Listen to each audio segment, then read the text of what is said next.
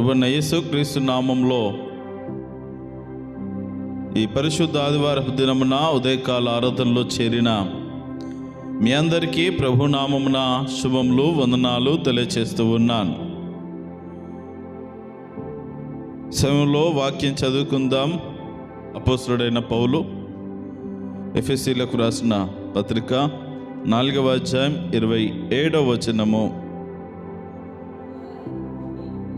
అపవాదికి చోటు ఇయ్యకుడి. అందరు చెప్పండి, అపవాదికి చోటు ఇయ్యకండి, అపవాదికి అవకాశం ఇయ్యకండి. మరి ఎవరికి ఇవ్వాలి అవకాశము? మరి మనం ఎవరికి ఇస్తున్నాము? చూద్దాం ఎవరికి ఇస్తున్నామో ఇప్పుడు బయలుపరచబడుతుంది. ప్రేమణ దోమ బిడ్డలారా, జ్ఞాపకం చేసుకుందాం. అపోస్తలుడైనటువంటి పౌలు భక్తుడు ఇదిగో సంఘము ఏ రీతిగా ఉండాలో, ఏ విషయాలు, ఏ లక్షణాలు కలిగి ఉండాలో, ఏ విషయాలను విడిచిపెట్టాలో అద్భుతమైనటువంటి విషయాలను తెలియజేస్తూ అలా చాలా ప్రాముఖ్యమైనటువంటి విషయాలు. సంఘం అంటే మనమందరము కూడా ఒక శరీరంలోని అవయవులమై ఉన్నాము గనుక శరీరం అంతా బాగుండాలి అని అంటే అన్ని అవయవాలు కూడా చక్కగా పనిచేయాలి. మీరు ఏమాత్రము అపవాదికి చోటియకుండా దైవ లక్షణములు కలిగి బ్రతకాలంటూ ఒక చక్కటి హెచ్చరికలతో కూడినటువంటి విషయాలను అపోస్తలుడైన పౌలు ఈ అధ్యాయంలో వ్రాస్తూ ఉన్నాడు. ప్రేమణ దోమ బిడ్డలారా, జ్ఞాపకం చేసుకుందాం. అపవాదికి ఒక మనిషి లేదా ఒక విశ్వాసి ఎలా చోటు ఇవ్వగలడు అని కనుక మనం ఆలోచన చేసినట్లయితే పైనుండి చెప్పుకుంటూ వస్తాడు, చాలా విషయాలు చెప్తాడు. అపవాది అవకాశము కొరకు చూసేవాడు. ఏం చేస్తాడు? నీ జీవితంలో ఎప్పుడు అవకాశం ఇస్తావా అని ఎదురు చూస్తాడు. అందుకే వ్రాయబడింది, మొదటి పేతురు పత్రిక 5వ అధ్యాయం 8వ వచనంలో వ్రాయబడి ఉంటుంది కదా, నిబ్బరమైన బుద్ధి గల వారే మెలకువగా ఉండుడి, మీరు మీ విరోధి అయిన అపవాది గర్జించు సింహం వలె ఎవరిని మృంగుదునా అని వెదుకుచూ తిరుగుచున్నాడట. వాని పని ఏంటంటే వెదకడం, తిరగడం. చెప్పండి, వెదకడం, తిరగడం. ఎలా వెతుకుతున్నాడంటే గర్జించు సింహం వలె. ఎవరు దొరికితే వాళ్ళను మింగేద్దాం, ఎవరు దొరికితే వాళ్ళను పట్టుకుందాం, ఎవరు దొరికితే వాళ్ళను పాపంలోనికి నెట్టివేద్దాం, దేవునికి దూరం చేద్దాం, దేవుని రాజ్యానికి, దేవుని సన్నిధికి, దేవుని ఆశీర్వాదాలు అనుభవించకుండా వారిని దూరం చేద్దాం అని వాని పని ఎప్పుడూ తిరగడమే. చెప్పండి, ఎప్పుడు తిరగడమే. ప్రేమణ దోమ బిడ్డలారా, మనమన్న కొన్ని రోజులు ప్రార్థన జరుగుతూ ఉంటే ఎప్పుడైనా ఒకసారి ప్రతిరోజు పోతాం. ఎప్పుడు ఈ రోజు పోతున్నా కదా, ఈ ఒక్క రోజు ఎందుకు పోవాలని నిద్రపోవడానికైనా ప్రయత్నం చేయం. వాడు నిద్రపోడు, వానికి నిద్ర పట్టదు. వానికి నిద్ర పట్టకుండా వాడు ఏం చేస్తాడు? నేను నిద్రపోస్తాడు, నీకు లాలిపాట పాడతాడు, నీకు జోలపాట పాడతాడు. ఏం పోతావులే. ప్రేమణ దోమ బిడ్డలారా, ఇంకా మనకు జ్ఞాపకం చేసి యాకోబు పత్రిక 4వ అధ్యాయం 7వ వచనంలో చెప్తాడు కదా, కాబట్టి దేవునికి లోబడి ఉండుడి, అపవాదిని ఎదిరించండి. అపవాదిని ఊరికే ఎదిరిస్తే ఏ శాతాన పో అనేట వాడు ఓడు. నువ్వు దేవునికి లోబడాల. నువ్వు దేవునికి లోబడి అపవాదిని ఎదిరిస్తే వాడు నీ దగ్గర నుండి పారిపోతాడు. మనం ఎదిరించలేకపోతున్నాం. కారణం ఏంటంటే ఆయనకు లోబడై ఉండలేకపోతున్నాం. నువ్వు ఎప్పుడైతే దేవునికి లోబడి ఉంటావో అపవాదికి అసలు నీ దగ్గర చోటు దొరకదు. ఆడు ఏదో వాడిని ప్రయత్నం వాడు చేస్తాడు, వల విసరడానికి, ఏదో మాయోపాయాలు చేయడానికి వస్తూ ఉంటాడు. ఏదో వ్యాధి తీసుకురానికి, ఏదో శోధన తీసుకురావడానికి, ఏదో కష్టము, ఏదో నష్టము నిన్ను ఏదో విధంగా ఇక్కట్టులో పెట్టడానికి తీసుకొస్తాడు. ప్రయత్నాలు చేస్తాడు, కానీ ఏవి సాగవు. ఏ సైతాన్న వెళ్ళిపో అంటే అప్పుడు వెళ్ళిపోతాడు. ఎందుకంటే నువ్వు దేవునికి లోబడుతున్నావు కదా, దేవుని సన్నిధికి వస్తున్నావు కదా, దైవ భక్తి చేయిచున్నావు కదా, క్రీస్తు రక్తము క్రింద నీవు ఉన్నావు గనుక నిన్ను ముట్టజాలడు. అలా దూరం నుండి బెదిరిస్తాడు, అలా దూరం నుండి భయపెడతా ఉంటాడు. జ్ఞాపకం చేసుకుందాం ప్రేమణ దేవుని బిడ్డలారా, అపవాదికి చోటు ఇయ్యకుడి అని చెప్తున్నాడు పౌలు భక్తుడు. ఇక్కడ ఒక వ్యక్తి అపవాదికి ఎలా చోటిస్తాడు అని అంటే వాని మాట వినుట ద్వారా. చెప్పండి, వాని మాట వినుట ద్వారా చోటిస్తాం మనం. వాని ఆలోచన నెరవేర్చుట ద్వారా మనము చోటిస్తాం. ఆలోచన చేత వాడు మన దగ్గరకు వస్తాడు.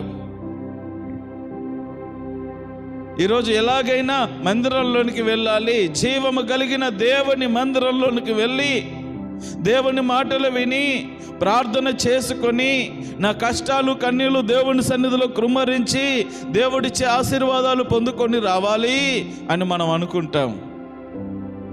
వాని ఆలోచనలు ప్రారంభమైతే ఏడవతావక్క, అందరు కూలికి పోతున్నావు, ఒకదానివే పరిశుద్ధరాలువా? నీ ఇంటి పక్క ఆమె పోతుంది, ఆ పక్క ఆమె పోతుంది, ఆ పక్క ఆమె పోతుంది. రోజు ముఖాలు చూసుకుంటోళ్ళు వాళ్ళు ఏమనుకుంటారు? పోయినవులే అమ్మా, ఇక నువ్వు ఒక్కదానివి, మాకు లేదా చర్చి, మాకు లేదా దేవుడు, ఏదో పనులు ఉన్నప్పుడు చేసుకోవాలా, ఇంకా ఏదో ఒక విధంగా ఏం పోతావులే, ఏడో నీకు పానమే బాగాలేదు. కాబట్టి ప్రేమ దేవుని బిడ్డలారా జ్ఞాపకం చేసుకుందాం, అపవాది మనిషిని తన ఆలోచన ద్వారా పడగొట్టడానికి ప్రయత్నం చేస్తాడు. రెండవదిగా మాట, వాడు చాలా మంచి మాటలు చెప్తాడు. మనది మనకే అనిపిస్తూ ఉంటుంది కొన్నిసార్లు, మనకెవరో చెప్పినట్టుగా కొన్నిసార్లు అపవాది చాలా రకాలుగా మాట్లాడతాడు. నీ ఎటువారితోనే మాట్లాడతాడు. మనం ఇది చేద్దామంటే ఏం చేస్తావులే, నీ వల్ల ఏమవుతుంది కానీ, నీతో ఏమవుతుంది కానీ, నీ వల్ల కాదులే అని వాడు మాట ద్వారా కూడా పడగొడతాడు. జాగ్రత్తగా గమనించుదాం. అసలు అపవాదికి చోటియకుడని అపోసరుడైన పౌలు ఎందుకు చెప్తున్నాడంటే, ఈ సంఘము బాగుండాలి అని అంటే చెడుది ఏది కూడా దాంట్లోకి దూరకూడదు. జాగ్రత్త గమనిస్తే 25వ వచనం నుండి, మనము ఒకరికొకరము అవయములమై ఉన్నాము గనుక మీరు అబద్ధమాడుట మాని, జాగ్రత్తగా వినండి. అబద్ధాలు మన జీవితాల్లో ఉన్నాయంటే సాతానుగాను నీ జీవితంలో ఉన్నట్టే. అబద్ధాలకు అవకాశం ఇచ్చినామంటే సాతానికి అవకాశం ఇచ్చినట్టే. తర్వాత ఇంకో మాట చదవండి 26వ వచనంలో, కోపపడుడి కాని పాపము సూర్యుడు అస్తమించే వరకు మీ కోపం నిలిచి ఉండకూడదు. కోపం ఉన్నదంటే విచ్చలవిడమైనటువంటి కోపం. ఈ కోపం అన్ని చోట్ల పనిచేయదు. కొంతమంది కోపపడతారు కానీ కోపం ఏడ పనిచేయదు అంటారు. ఏడేడ సాగుతుంది వీళ్ళ కోపం అంటే? పిల్లల దగ్గర, చెప్పండి, పిల్లల దగ్గర, భార్య దగ్గర, భార్యలకు భర్త దగ్గర, ఏమున్నాయి 2-3 చోట్లనే. ఎవరైనా గట్టిగా పోటీ దిగారంటే వామ్మో, మన వల్ల ఏం కాదు. ప్రేమణ దేవుని బిడ్డలారా, ఇక కొంతమంది వేరే వాళ్ళతో గొడవపడి సంవత్సరాలు ఆ కోపంతోనే చచ్చిపోతారు. బ్రతుకులో శాంతి ఉండదు, సమాధానం ఉండదు, నెమ్మది ఉండదు. ప్రేమణ దేవుని బిడ్డలారా జ్ఞాపకం చేసుకుందాం.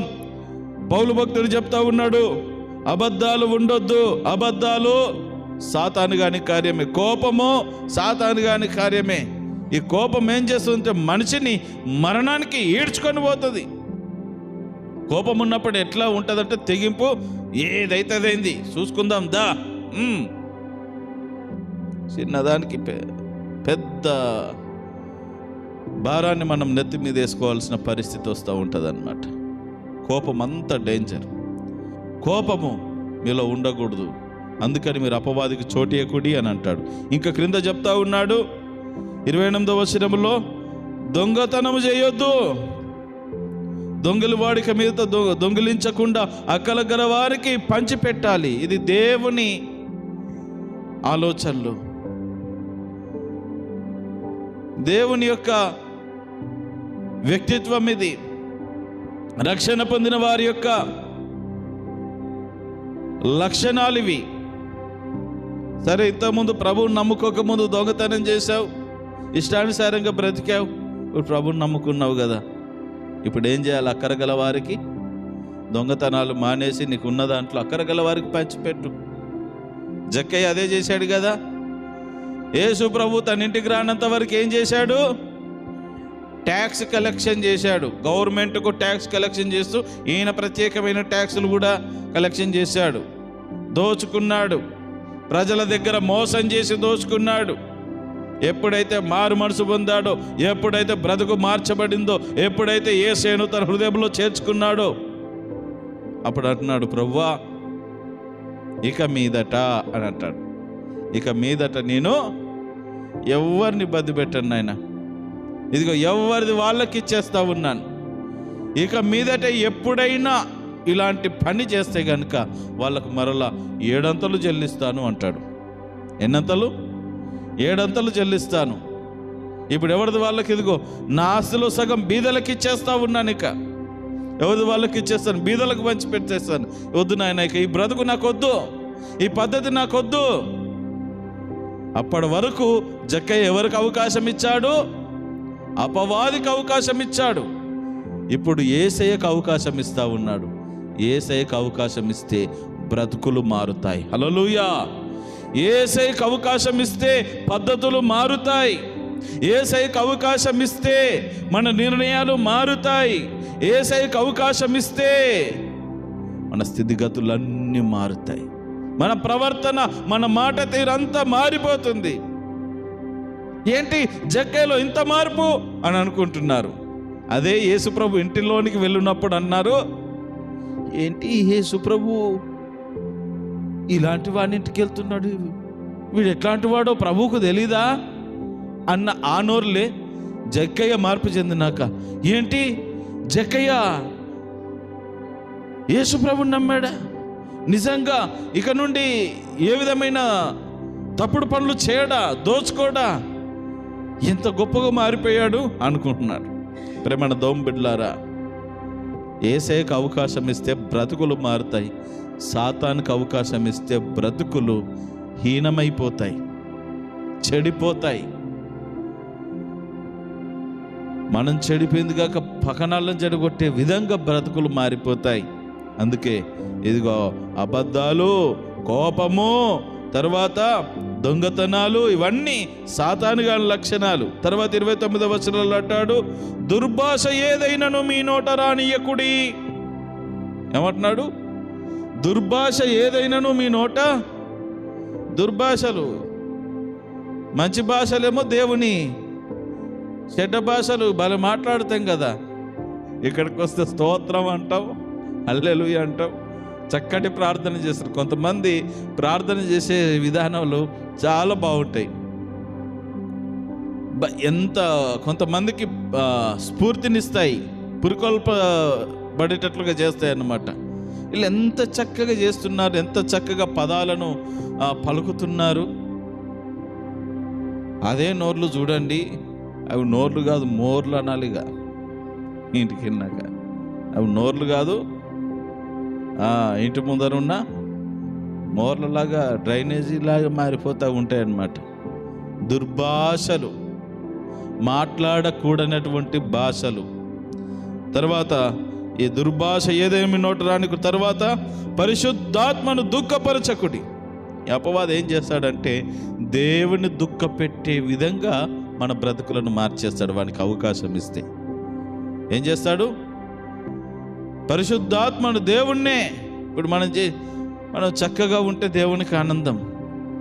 మనం వాని మాట విని వాడిని అనుసరించి ఇష్టానుసారంగా బ్రతికి, ఇదిగో ఇక్కడ దేవుని సన్నిధిలో కూడా ఇదే పాపభూయిష్టమైన లక్షణాలను కలిగి, బయట కూడా అదే పరిస్థితి మనం కలిగి దేవుని చిత్తానుసారంగా నడుచుకోకుండా అపవాదును అనుసరించి నడుచుకుని దేవుని కార్యాలు కొన్నిసార్లు మనకు మనమే ఆటంకపరుచుకుంటాం తెలుసా?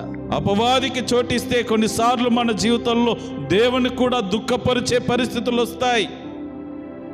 పరిశుద్ధాత్మను దుఃఖపరిచేటటువంటి పరిస్థితులు వస్తాయి.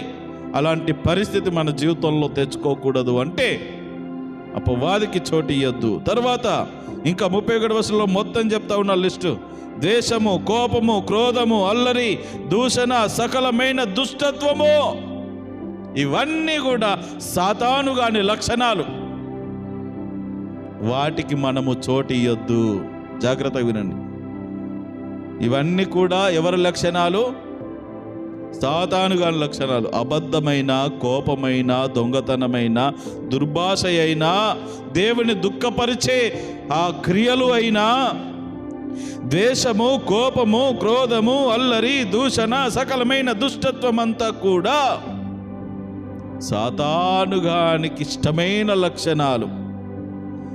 అవి మనలో ఉన్నాయంటే మనం అపవాదికి చోటిచ్చినట్టే. అపవాదికి చోటిచ్చినట్టే. అప్పుడే మన జీవితాలు దేవునికి దూరం అయిపోతూ ఉంటాయి. వాని ప్రయత్నం అదే.